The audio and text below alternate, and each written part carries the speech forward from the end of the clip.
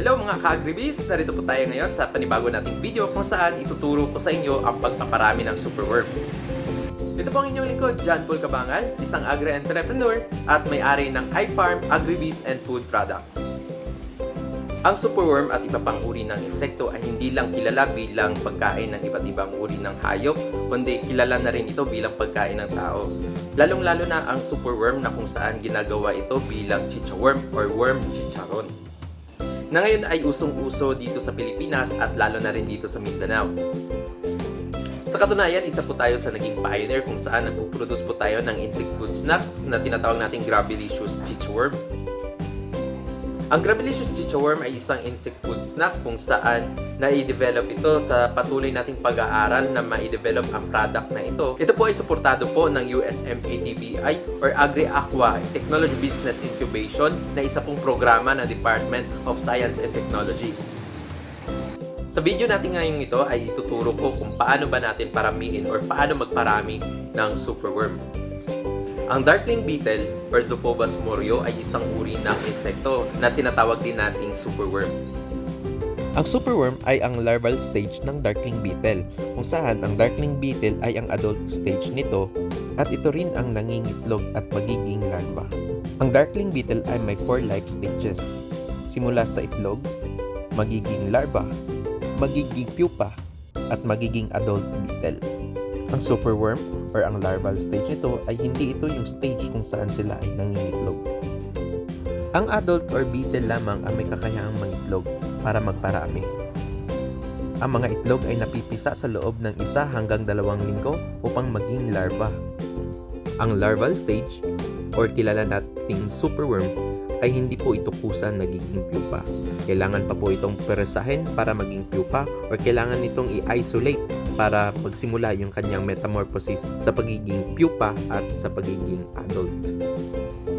Ang larval stage ang pinaka-active na stage ng superworm kung saan mas kinakailangan nila ng mas maraming pagkain para sa kanilang growth and development. Tumatagal ang larval stage hanggang 6 o 8 buwan at mas tumatagal ito depende sa sitwasyon. Ang mga larva ay nagmo-molting habang sila ay lumalaki. Inaalis nila yung kanilang exoskeleton para mag-expand yung kanilang mga katawan. At kapag naalis na nila yung kanilang exoskeleton, ito na yung mga nagmumukhang kulay puti or creamy white ang itsura ng mga larva. Kapag na-isolate na natin itong mga larva, sa loob ng 2 linggo ay magiging pupa na ito. Ang pupal stage ay magtatagal ng 2 linggo bago sila magiging adult beetle. Habang nagkakaroon ng metamorphosis, yung pag-transform ng larva hanggang pupa ay nagbabago din ang katangian nito or yung kanyang itsura. Habang pupal stage ito ay dito na rin nagde-develop yung kanilang exoskeleton at yung kanilang true legs. At dito na rin nagaganap yung colorization ng kanilang exoskeleton na from creamy white at nagiging reddish ito at nagiging black pag nag-mature na ang beetle. Kapag itim na ang mga beetles, ay senyalis na ito na matured na sila at maaaring nang mangitlog. Ang superworm ay hindi lamang ito isang uod na kung saan ito lang yung dumadami.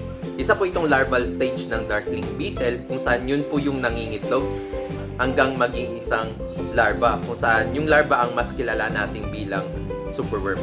Ang darkling beetle ay maaari itong mangitlog sa loob ng 1 buwan at nabubuhay ito sa loob ng 5 hanggang 8 buwan at maaaring hihigit pa depende sa mga factors na makakaapekto sa growth and development nito.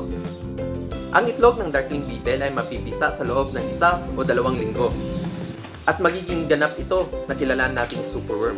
Ang superworm ay isa itong larval stage ng darkling beetle kung saan aabutin ito ng 6 hanggang 1 taon.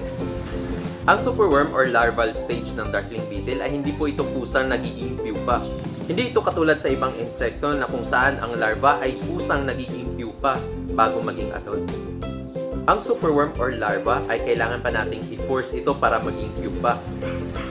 Kapag ang superworms or larva ay nasa saktong kondisyon, edad at sukat, maaari na natin itong ilagay sa isang canister or i-isolate natin ito para mapuwersa natin siya magiging pupa.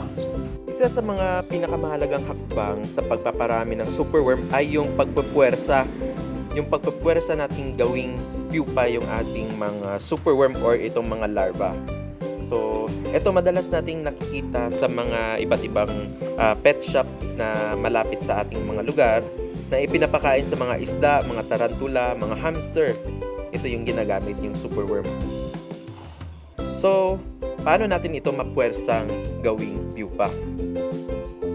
Para makaproduce tayo ng pupal stage ng ating darkling beetle or superworm, kailangan pumili po tayo ng superworm or larva na nasa saktong edad at nasa saktong sukat. Makikita natin itong colony ng larva. Pumili tayo ngayon ng sakto sa edad at sakto sa sukat. Pumili tayo ng mga malalaki katulad nito. Yan. Ito. So pag may napili po tayo, ilalagay po natin sa isang canister. So meron po tayo ditong sauce cup. So saan binili natin? Ayan. Ilalagay lang po natin dito yung ating mga superworm.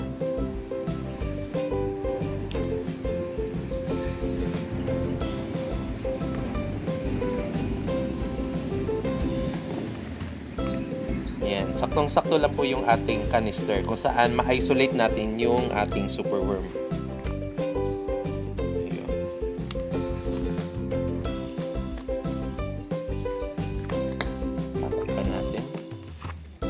So, maaari naman po kayong gumamit ng iba't ibang uri ng materyales katulad ng salad cups. Ayan. Itong mga superworm or larva ay hindi po ito kusang nagiging pupa. Kaya kailangan natin puwersahin. Kailangan natin gumamit nitong canister para malimitahan yung kanilang mga galaw at wala silang access sa pagkain.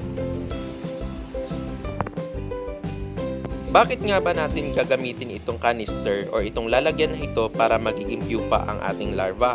Sa nature po ng ating mga superworm na kapag sama-sama po sila ay hindi po sila nagiging pupa. Base na rin sa mga research na nabasa ko or napag-aralan ko ay kaya hindi nagiging pupa yung ating mga larva ay dahil sa nakakaramdam ito ng mga movement sa kanyang environment. Kapag hindi po ito nakakagalaw, tsaka po ito magiging pupa. Kaya kailangan nating i-isolate itong mga larva para magiging pupa. Kapag na-isolate itong ating mga larva, ay wala na silang mararamdaman sa kanilang paligid. Kaya napupuwersa natin yung kanilang pagiging pupa. Tandaan po natin kapag na-isolate na po itong ating mga larva ay hindi na po natin kailangan magpakain. Ang pag-transform ng larva na magiging pupa ay umaabot po ito ng 2 linggo at from pupa hanggang maging adult or beetle ay aabutin din ng 2 linggo. Sa pagpapakain ng ating mga superworms or yung ating beetle ay maaari po tayong gumamit ng mga iba't ibang uri ng substrates at maaari din tayong gumamit ng mga iba't ibang klase ng gulay. Bilang substrates, nakasanayan na nating gumamit ng commercialized feeds tulad ng Integra, pwedeng Integra 1000, pwede rin namang 2,000 at 3,000. At pwede rin po tayong gumamit ng organic material katulad ng kokopit at peat moss. Napakahalaga din yung pagbibigay natin ng gulay sa ating mga alagang superworm at lalong-lalo na rin sa ating darkling beetle kung saan dito sila nakakakain at nakakainom ng tubig. Maraming gulay tayo pwedeng ibigay sa ating mga superworm at darkling beetle para dito nila kunin yung kanilang mga nutrient requirements sa kanilang growth and development katulad ng kalabasa, papaya at sayote at marami pang iba. Piliin natin yung mga gulay o prutas na ipinapakain natin sa ating mga alagang superworms or darkling beetle na kung saan yung mga hindi kaagad-agad nasisira or hindi kaagad-agad nakakaapekto sa ating mga substrates. Sa pagbibigay ng pagkain sa ating mga alagang superworms ay napaka-importante po ang pagbibigay ng gulay kung saan dito sila nakakain at dito rin sila nakakainom. Dahil nga kumakain yung ating superworms ay dumudumi rin ito. Yung dumi ng superworm ay tinatawag nating frass na katulad din sa ibang dumi ng hayop ay nagagamit din natin itong bilang pataba sa ating mga pananim. Rin po sa mahalagang ginagawa sa pagpaparami ng superworm ay yung pagpapalit ng substrates or paglilinis. Or tinatawag na rin natin yung pagtatanggal ng mga dumi ng ating superworm. So, kailangan nating gumamit ng ibang container tulad nito. At gumamit po tayo ng salaan. So, maaari tayong gumamit itong strainer na ganito or ganitong uri na strainer. So, una, tatanggalin muna natin yung mga malalaking debris tulad nito na saging. So, ito yung hindi nila na kain.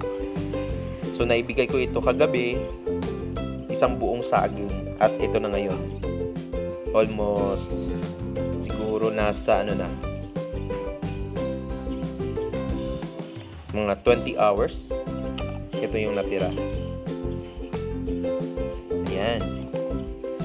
So, para hindi natin isa-isahin itong mga superworm na alisin dito sa ating bin, gumamit po tayo ng salaan. Ito. Yung dumi ng ating mga superworm or yung frass ay napakapino po. Ayan. Tapos ililipat lang po natin.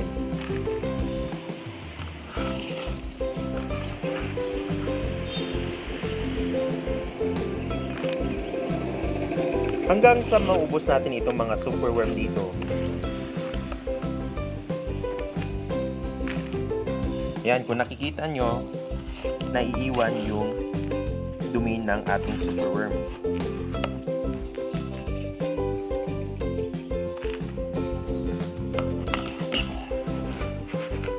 Yan, para mas mabilis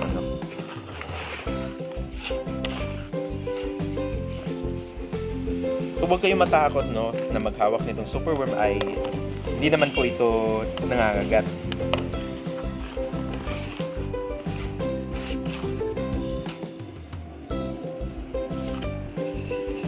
Ayan.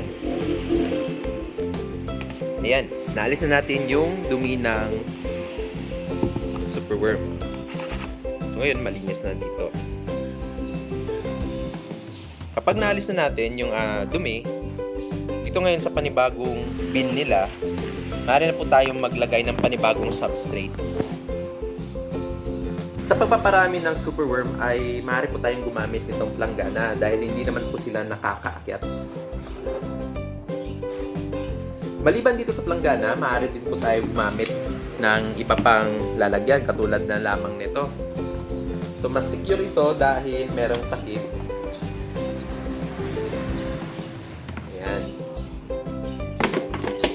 At isa sa ginawa ko ay meron po tayong planggana rin na nilagyan natin ng screen kung saan hindi nakakapasok yung ating mga predator katulad ng butiki, daga, tsaka kung ano-ano pa katulad ng gagamba. Sa pagpaparami ng superworm ay maaari tayong maggawa ng iba't ibang klaseng setup tulad nito. Maaari po tayong gumamit ng planggana at nitong underbed na box. Sa pagpaparami ng superworm ay iwasan po natin na atakihin yung ating area ng mga iba't ibang uri ng insekto or peste katulad ng daga, butiki, gagamba at lalong-lalo na yung langgam. Kaya napaka-importante na siguraduhin natin yung ating production area na malinis at hindi napapasukan ng iba't ibang peste. Sana ay may natutunan kayo sa ating video na ito kung saan itinuro ko po kung paano magpaparami ng superworm. Abangan ninyo sa susunod nating mga video kung saan mas detalyado nating ituturo pa sa inyo ang pagpaparami ng superworm. Dito po ang inyong lingkod, John Paul Cabangan, isang agri-entrepreneur at may-ari ng iFarm, Agribees and Food Products. Sana po ay may natutunan po kayo at sa muli nating pagkikita. Paalam!